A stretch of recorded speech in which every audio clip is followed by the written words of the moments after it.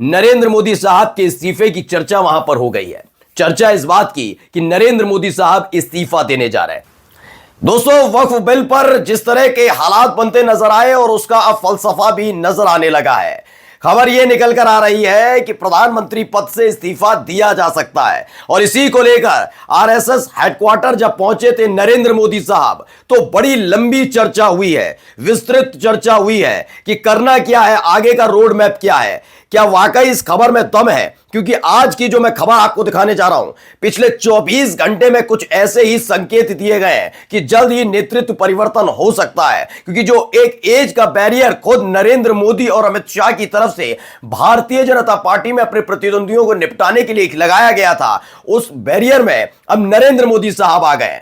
लेकिन न केवल वो बैरियर, बल्कि उसके साथ साथ हालात भी कुछ ऐसे पैदा हुए हैं जिसकी वजह से उनके अपने ही सहयोगियों ने मोर्चा खोल रखा है। आरएसएस को ये सारी बातें पसंद नहीं आ रही। आरएसएस ने उन तमाम बातों पर नरेंद्र मोदी की सरकार को वहीं नागपुर में आरएसएस के हेडक्वार्टर में घेर लिया था और फिर खबर है और दावा है कि नरेंद्र मोदी साहब इस्तीफा देने जा रहे हैं। नमस्कार, मैं हूं प्रज्वल गौतम और आप देख रहे हैं टाइम्स एक्सप्रेस। मैंने आपको 2 दिन पहले यह खबर दिखाई थी, वैसे तो दिखाई थी मैंने हफ्ते भर पहले, उसके बाद गोदी मीडिया भी बताने लगी कि हां, वक्फ बिल को लेकर उनके अपने सहयोगी नाराज चल रहे हैं। वो आंकड़ा भी आपको दिखाया था जिसमें जनता दल यूनाइटेड के 12, टीडीपी के 16, चिराग पासवान की पार्टी के 5 और जयंत चौधरी की पार्टी के 2 सांसद, कुल मिलाकर 35 सांसद कभी भी समर्थन वापस ले सकते हैं। वजह है वक्फ बिल और खास तौर पर बिहार में वक्फ बिल संशोधन बिल को लेकर इसलिए भी माहौल है क्योंकि बिहार में इस साल के आखिर में विधानसभा के चुनाव होने जा रहे हैं। तो क्या मान लिया जाए नरेंद्र मोदी साहब की सरकार ने अपने ही पैर पर कुल्हाड़ी मार ली इस वक्फ बिल की वजह से? क्योंकि उनकी पार्टी के जरूर वोटर मुसलमान ना हो, लेकिन जो उनके सहयोगी हैं, जो उनकी पार्टी की बैसाखी हैं, जो उनकी सरकार की बैसाखी हैं, वो जरूर मुस्लिम वोटर्स की दरकार रखते हैं। अब इन सब के बीच एक कार्यक्रम होता है, सबने देखा, गोदी मीडिया ने चीख चीख कर बताया, नागपुर अरे मिल लिए मोहन भागवत से, देखो क्या जलवा और ये तमाम चीजें। इन सब के बीच दावा है नरेंद्र मोदी साहब के इस्तीफे की चर्चा वहां पर हो गई है। चर्चा इस बात की कि नरेंद्र मोदी साहब इस्तीफा देने जा रहे हैं। पहले ये बयान सुन लीजिए आप। मोदी नागपुर में थे, उनका सितंबर में रिटायरमेंट है, किस तरीके से देखते हो? सितंबर में रिटायरमेंट का एप्लीकेशन लिखने के लिए शायद वो आरएसएस मुख्यालय गए।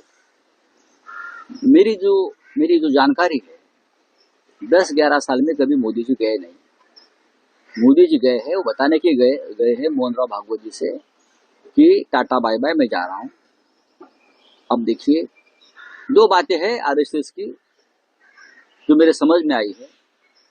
एक तो मोहन राव भागवत यानी सरसंघ चालक और पूरा संघ परिवार देश के नेतृत्व में बदलाव चाहता है। अब मोदी जी का समय खत्म हो गया है और देश में बदलाव चाहता है और बीजेपी का राष्ट्रीय अध्यक्ष भी अपने मर्जी से चुनना चाहता है, तो इसलिए मोदी जी वहां गए थे। मोदी जी जा रहे हैं। तो न्यूज एरेना इंडिया है, लिखते हैं कि उद्धव सेना एमपी संजय राउत ने बताया, PM Narendra Modi went to RSS headquarter. RSS के हेडक्वार्टर गए थे। प्रधानमंत्री नरेंद्र मोदी अपना रेजिग्नेशन लेटर साथ लेकर गए थे और वहां पर आरएसएस को सौंप दिया कि हां भैया, मैं अब हटने जा रहा हूं। वो क्योंकि आरएसएस चाहता है कि अब लीडरशिप यानी नेतृत्व परिवर्तन होना बहुत जरूरी है। अब इस नेतृत्व परिवर्तन में नरेंद्र मोदी के बाद वाली स्थिति में कौन? क्या वाकई अमित शाह है? यह एक बहुत मौजूदा सवाल है, समझिएगा। यहीं से पूरी कहानी मैं आपको समझाऊंगा, क्योंकि एक के बाद एक जो चीजें वहां से निकल कर आई हैं, उसने बताया है कि कुछ ना कुछ खिचड़ी ना केवल पक रही है, बल्कि इस मौजूदा हालात में नरेंद्र मोदी साहब की लोकप्रियता सबसे निचले स्तर पर पहुंच गई है। उनके अपने सहयोगी ही उन पर भरोसा नहीं करते हैं। देख लिया चिराग पासवान का बयान। यह बयान देना कि जो लोग हिंदू मुस्लिम करते हैं, नमाज को लेकर मीट नहीं बिकेगा, यह नहीं होगा, वो फिजूल की बात करते हैं। और फिजूल की बात का मतलब होता है बकवास करते हैं। यानी अपनी ही सहयोगी पार्टी के नेताओं को बकवास करार दे दिया चिराग पासवान ने, यानी 5 सांसद पहले से तैयार। अब आइए जयंत चौधरी साहब पिछले कुछ दिनों से इसी बात पर जुगत में थे। लगातार वो देख रहे थे मुसलमानों में उनकी पार्टी को लेकर भी गुस्सा है, क्योंकि उनकी पार्टी सीधे बीजेपी के साथ खड़ी है। हाल ही में जिस तरह से हिंदू मुसलमान हुआ था, उन्होंने तो 2 हाथ आगे चलकर बता दिया 1984 की पुलिसिंग की तरफ बढ़ चुकी है। बताया था पुलिसिंग बढ़ रही है। यह अपने आप में बहुत बड़ा बयान था उस वक्त जब मेरठ में, संभल में तमाम नियम कायदे कानून आ रहे थे। तो इसने बताया कि खुश नजर नहीं आ रहे, खास तौर पर उत्तर प्रदेश के मुख्यमंत्री योगी आदित्यनाथ के नेतृत्व में जो कुछ हो रहा है। अब सवाल है कि अगर चूंकि नरेंद्र मोदी साहब की सरकार लाई वक्फ बिल संशोधन बिल, जो नायडू, नीतीश और चिराग पासवान के लिए टेंशन है। अब दबाव पड़ रहा है किसका? आरएसएस का। आरएसएस का दबाव यह है कि आपको नेतृत्व परिवर्तन करना पड़ेगा। अमित शाह के साथ ये अपने आप को कंफर्टेबल नहीं समझ पाएंगे, क्योंकि मोदी शाह मोदी बराबर बात है, इसलिए मुसलमान खुश नहीं रहेंगे। मानकर चलिए जैसा कि बीजेपी के अंदर डिमांड उठती रहती है कि योगी आदित्यनाथ मुख्यमंत्री बन जाए, तो क्या योगी आदित्यनाथ के साथ ही कंफर्टेबल हो पाएंगे? मैं कहूंगा नहीं। 240 सांसदों वाली सरकार में योगी आदित्यनाथ का प्रधानमंत्री बनना नामुमकिन है। वो कैसे, मैं बताता हूं। आपको याद होगा मुजफ्फरनगर में हिंदू मुस्लिम वाला, कि आप हिंदू हो तो बोर्ड लगाओ, मुसलमान हो तो बोर्ड लगाओ, याद है आपको? तो वो कतई नहीं होने जा रहा। यानी नीतीश कुमार उस पर नाराज थे, जयंत चौधरी उस पर नाराज थे, चिराग पासवान ने भी प्रतिक्रिया दे दी थी। चूंकि हिंदू हृदय सम्राट होने का दावा भारतीय जनता पार्टी के नेता करते हैं कि मोदी के बाद योगी ही हिंदू हृदय सम्राट है, ऐसे में नायडू को, नीतीश को, चिराग को और जयंत चौधरी को ये चीज पसंद नहीं आएगी। यानी बीच का रास्ता ढूंढना पड़ेगा आरएसएस को भी, जो सर्वमान्य हो, सबको पसंद होगी कि बैसाखी वाली सरकार चल रही है।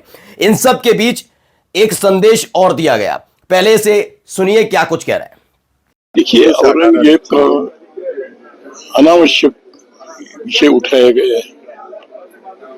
एक है, अब उसकी मृत्यु यहाँ हुई तो कब्र यहाँ बनी हुई है, कोई श्रद्धा है, वो जाएंगे। हमने तो छत्रपति शिवाजी महाराज का जो नमूना आदर्श है, उन्होंने अफजल खान की भी वहां पर कब्र बनवाई थी। तो वो तो है भारत की ये उदारता की, सर्वसमावेशिता का प्रतीक है। वो कब्र रहे, जिसको जाना है वो जाए। तो ये सुरेश भैया जी जोशी हैं। सुरेश भैया जी जोशी ने साफ साफ लफ्जों में बता दिया कि भैया औरंगजेब की जो कब्र का मसला है ना, ये फालतू बात है, इस मुद्दे को उठाने की कोई जरूरत ही नहीं थी। अब जब औरंगजेब की मौत ही यहां हुई, इंतकाल ही यहीं हुआ, तो कब्र कहीं और बनेगी क्या? कब्र भी यहीं बन गई। जो उनमें आस्था रखते हैं, ये शब्द है आरएसएस के वरिष्ठ पदाधिकारी सुरेश भैया जी जोशी के शब्द हैं कि जो औरंगजेब में आस्था रखते हैं वो जाए उसकी कब्र पर, कोई रोकने वाला नहीं है। अब कहिए गद्दार का ये हिम्मत नहीं है, क्योंकि आरएसएस के पदाधिकारी हैं। अगर यही बात अबू आजमी ने कह दी थी तो क्या कह रहे थे? अबू आजमी के नाम पर छाती पीटो कार्यक्रम चल रहा था, नहीं चल रहा था। देवेंद्र फडणवीस पहले कहते थे कब्र खोद दो, सारे के सारे कब्र खुदवाने में लगे थे। अब आरएसएस के पदाधिकारी सुरेश भैया जी जोशी का यह बयान अपने आप में बताता है कि इस दौर में जिस तरीके से पोलराइज करने की कोशिश की गई वो आरएसएस को पसंद नहीं आ रही। यानी मोदी शाह की जो रणनीतियां हैं उससे आरएसएस खुश नहीं है। पहले ही वक्फ संशोधन बिल को लेकर सरकार फंसी हुई है, सहयोगी लगातार दबाव डाल रहे हैं जो आरएसएस की नजर में है। दूसरा यह कि औरंगजेब में की जो कब्र है उसको लेकर जो नागपुर में हो गया, जिस तरह के हालात वहां पर बने, जो विरोध प्रदर्शन के नाम पर तमाशा हुआ, वो आरएसएस को पसंद नहीं आया।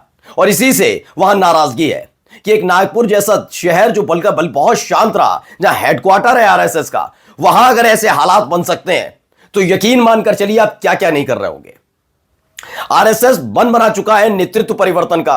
इसीलिए औरंगजेब का मुद्दा उठाने वाली भारतीय जनता पार्टी को करारा झटका आरएसएस नहीं दिया कि औरंगजेब की कब्र यहीं की यहीं रहेगी, जिनकी आस्था है जाए, जो जब इंतकाल यहीं हो, तो अपने आप में एक बड़ा झटका है। चलिए एक बयान और सुनिए भाई साहब का। मोदीजींचा उत्तराधिकारी शोधण्याचं कुठलेही कारण नाही। मोदीजी आमचे नेते आहेत, अजून बरेच वर्ष मोदीजी काम करणार आहेत। आमचा सगळ्यांचा आग्रह आहे, आम्ही 2029चे पंतप्रधान म्हणून मोदीजींकडेच बघतो आहे, पूर्ण देश बघतो आहे। त्यामुळे आता अशी चर्चा करणं योग्य होणार नाही। आणि भारतीय संस्कृतीमध्ये वडील जिवंत असताना मुलांचा विचार होत नाही, करायचाही नसतो। ही सगळी मुघली संस्कृती आहे की वडील जिवंत असताना मुलं अशा प्रकारचा विचार करतात। त्यामुळे आता कोणाचाही कुठेही उत्तराधिकारी निवडण्याचा वेळही आलेले नाही, तसा प्रश्नही नाही। आणि जोपर्यंत माझा विषय आहे, माझा त्याच्याशी संबंधही नाही। मोदी जी अब देवेंद्र फडणवीस कह रहे हैं हमारा कल्चर है कि जब बाप जिंदा होता है तो हम उत्तराधिकारी नहीं चुनते, ये कह रहे हैं। खैर, इन्होंने अपने पप्पा बना रखे हो, जो भी कर रखे हो हम नहीं जानते, देवेंद्र फडणवीस का जो बयान का। लेकिन यहां पर सफाई दी जा रही है, यहां सफाई दी जा रही है कि ऐसा कुछ नहीं हो रहा। इसी तरह की सफाई आपको याद होगा जब एकनाथ शिंदे ने बगावत की थी और शिवसेना को तोड़ा था और असम में गुवाहाटी में जाकर रह रहे थे विधायकों के साथ, याद है? उस समय यही देवेंद्र फडणवीस थे, कह रहे ना ना हम सरकार नहीं बनाएंगे, हमारे पास कितने आ जाए। तो देवेंद्र फडणवीस की इन बातों का कोई मूल नहीं है, कोई मतलब नहीं है, ये सिर्फ बयानवीर है। इनको मालूम है कि होना वही है जो ऊपर से लिखा हुआ है। खैर, कुल मिलाकर चर्चाएं यही है कि नेतृत्व परिवर्तन की रफ्तार तेज हो चुकी है। महीने, ज्यादा से ज्यादा 2 महीने, उसके बाद नेतृत्व परिवर्तन होगा। लेकिन सबकी नजर टिकी हुई है कि वो कौन से चेहरे को आगे करना होगा, कौन सा ऐसा अगला चेहरा आएगा जिस पर उनके अपने सहयोगी भरोसा कर पाए, जो हिंदू मुसलमान की अत ना करता हो। कौन सा वो चेहरा है? नमस्कार।